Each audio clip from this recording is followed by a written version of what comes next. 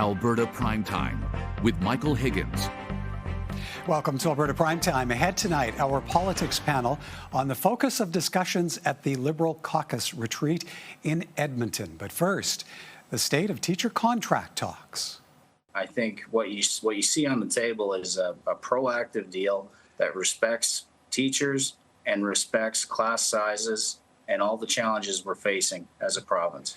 The finance minister on Alberta Primetime Tuesday seeking clarity from teachers and defending the offer of a deal he says includes a wage increase of 12% over 4 years, a commitment to hire 3,000 new teachers, and all carrying a price tag of $2.3 billion. One day later, the Alberta Teachers Association has given notice of strike action, and ATA President Jason Schilling joins us now. Mr. Schilling, welcome back. Thank you for having me back. Maybe let's start on a point of clarification. This is not 72-hour strike notice, correct? Correct. Under Labour Code, you have to give a minimum of 72 hours.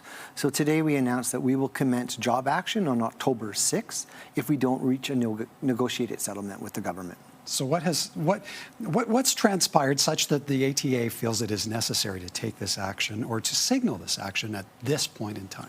Well, we signaled that we're going to take this action at this point in time out of respect for parents and teachers and students so that they've got the ability to make plans if we do come to job action on the 6th. What's driving this forward is that we're not seeing government take the concerns of teachers seriously. We're looking for an offer that's going to respect the value of the work that teachers do, respects the work that they do in their classrooms, because we've seen our workloads increase over many, many years, and we've only had a 5.75% salary increase in the last decade. So teachers are serious about their concerns, and they've put forward a strike vote in the spring that back that up. Okay, so the Premier and the Finance Minister have both been urging ATA to come back to the table. So in signaling your move today, does that mean you're taking them up on the offer of resuming bargaining? Are you headed back to the table? Yes, part of our announcement today was also that we invite government back to the table to have further discussions, but recognize fully that teachers have expectations about these conversations moving forward and are looking to have their concerns addressed. Okay, so you're inviting the government back to the table, but the government's invited you back to the table. So does that mean talks are now scheduled? There's always two people involved in bargaining at a table. When you reach an impasse, you somehow have to find a way forward with that. So yes, we will go back to the table and have further conversations. Ideally, we would like a negotiated settlement, but we'll have to see what happens. But you're waiting for the government to be the one to pick up the phone and call you first. We'll meet with them this week. That still sounds like an impasse. Well, we'll have to see what the conversation lies. I don't want to preclude what will come out of negotiations. Okay. We had the minister on Tuesday night, last night. He calls the deal that was initially presented a fair one. What makes that not a fair deal from a teacher's standpoint? If it was a fair deal, we'd have a negotiated settlement. Right. So what we are seeing that's on the table, for instance, around the 3,000 teachers over the next 3 years.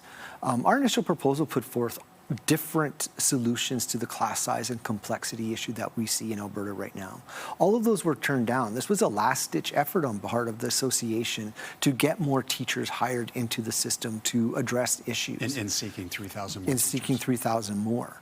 When it comes to salary, what's on the table is the one that teachers rejected in May with the Meteor settlement. And so there needs to be further discussions about that. Okay, so the government needs to bring more money to the table. That then boils it down to salaries? Well, they put themselves into a very restrictive fiscal mandate through negotiations.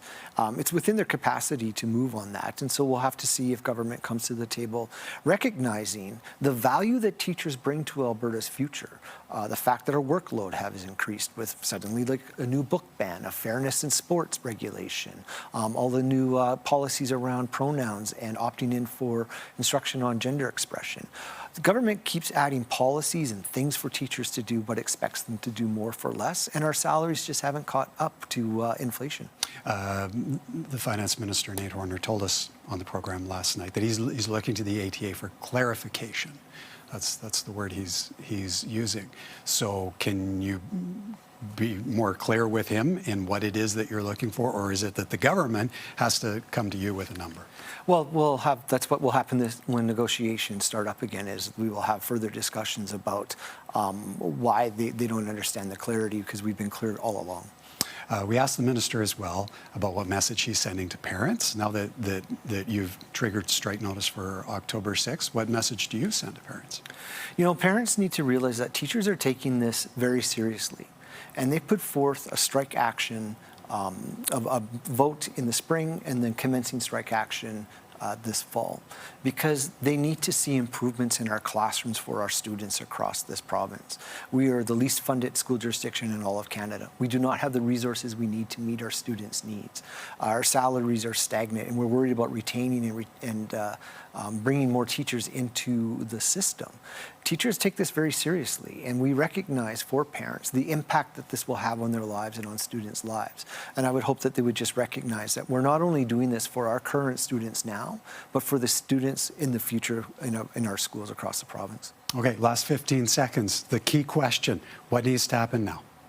We need to sit down and have more negotiations and see where we go with there, and then we will take our next steps after that. All right, Mr. Schilling, always a pleasure to speak with you, sir. You bet. Thank you kindly.